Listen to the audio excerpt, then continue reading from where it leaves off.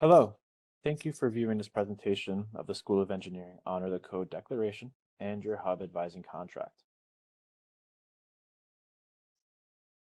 This presentation has been brought to you by your advisors in the School of Engineering First Year Advising Hub, and shared content has been created by the Engineering Ambassadors and organization on campus.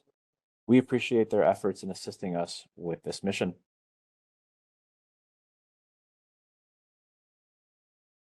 Today, this presentation will cover the fundamentals of your engineering code of ethics, as well as your responsibilities as an engineering student at Rensselaer. Following the presentation, you will be asked to complete a form declaring your commitment to ethical practice, both as a student and as a professional, by virtually signing an advising contract. By signing this contract, you are declaring that you understand the advising relationship you have with your hub, and then later on with your faculty advisor. Let's begin with Honor the Code.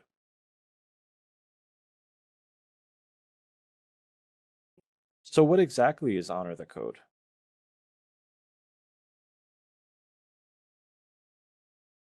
It is a set of rules or standards that engineers hold themselves to.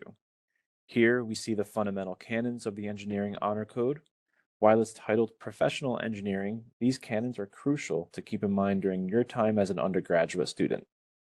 These canons can teach you to act honorably, responsibly, and ethically in your careers. As we read these canons one by one central theme that we notice is integrity. In order to act with integrity, we must first define what it means to do just that.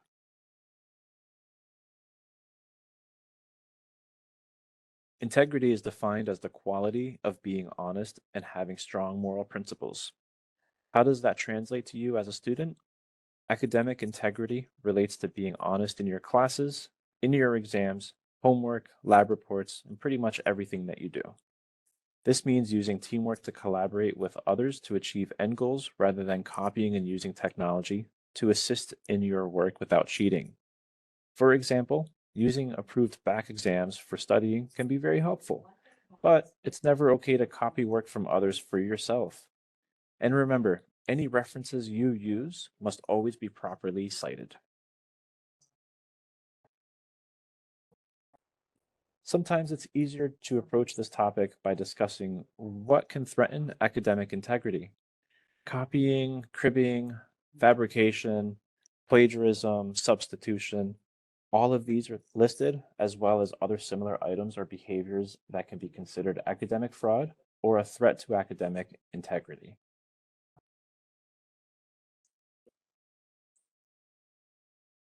We, as advisors, understand that you all have long-term goals. Whether you want to go to grad school or immediately go into industry, it's super easy to compromise your academic integrity.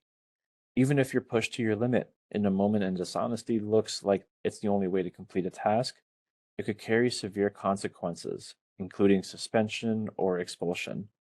Professionally, it could even lead to you losing your career, cause a serious injury or death, or it could even carry serious legal consequences. So, what can be done to maintain academic integrity? It may seem difficult and stressful, but by building good habits, it can be easy. One important habit is time management. Using your syllabi and scheduling to ensure you complete assignments on time without having to resort to academic dishonesty is key. Speaking of syllabi, each one provides you with class policies on academic dishonesty. Be sure to read those requirements carefully for each class, since each syllabus acts as a contract outlining expectations from the professors of that course.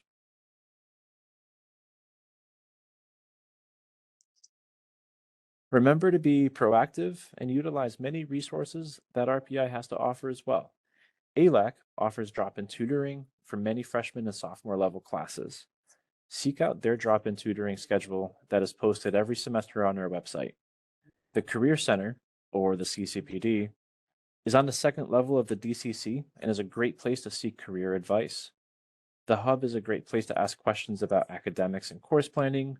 And our office hours held by your professor or TAs are a great place to ask questions about coursework.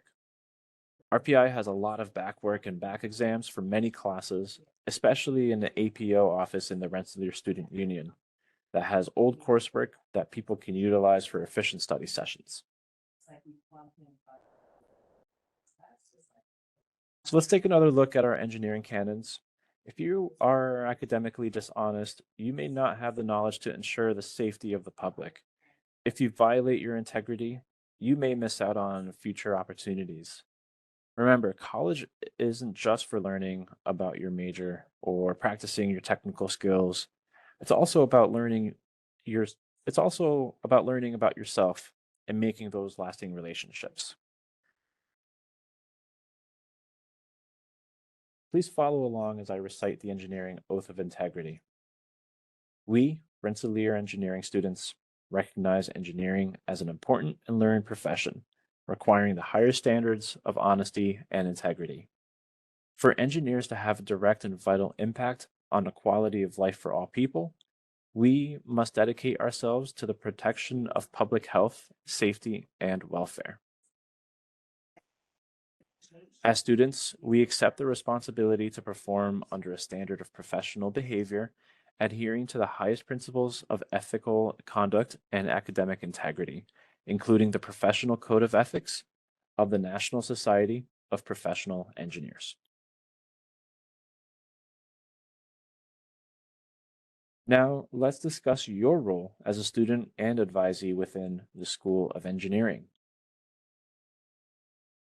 The advising contract is broken down into three components: responsibility, agreement, and commitment. The biggest takeaway from your advising contract is that you as a student need to thoroughly learn and understand your curricular requirements. Advisors are here to guide you and offer you their support, but at the end of the day, you are responsible for the completion of your degree and everything that encompasses its fulfillment. It is important that you respect your advisor's time by being punctual to scheduled meetings and responding to all communications requiring action. You must also be vigilant about tracking your progress and reporting any potential discrepancies in your degree plan. Your responsibility as a student is also to conduct yourself professionally in meetings and display proper follow through with any agreed plans between you and your advisor. One way you can commit to success is by utilizing all resources offered by the Hub.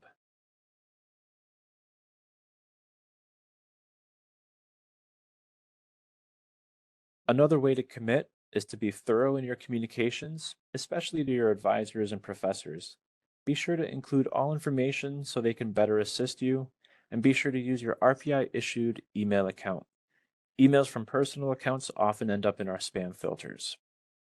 Additionally, a poorly written message that does not include a proper greeting, full name, a RIN number, and thorough details about the nature of your inquiry could result in your message not receiving a response.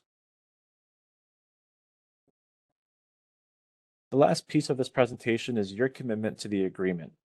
Please understand that you will not be able to register for the following semester if you've not completed all of the specified requirements. By signing, you are acknowledging that you are accountable for your degree and have read and understood your advising requirements.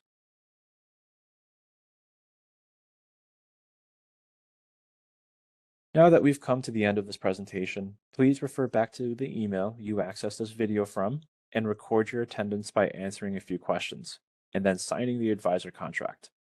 Thank you for taking the time to review this information. Should you have any further questions, please reach out to your Hub advisor. We look forward to meeting with you and welcoming you to your first semester here at RPI.